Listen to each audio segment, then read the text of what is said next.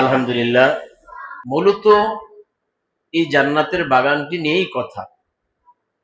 শুনুন, মাদ্রাসায় যারা পড়ে, আগে মানুষ বলতো যে তারা অঙ্ক পারে না, তারা ইংরেজি পারে না, কথাটি বলতো কি বলতো না?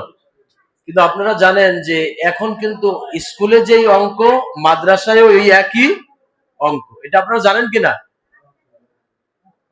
এটা কিন্তু আমাদেরকে একটা ভুল বুঝায় মানুষে। ইবতেদাইতে অর্থাৎ প্রাইমারিতে যেই অঙ্ক, আর ইবতেদাই মাদ্রাসা ওই একই অঙ্কর বই। হাই স্কুলে যেই অঙ্ক এবং দাখিল মাদ্রাসা ওই একই অঙ্ক, একই ইংরাজি বই।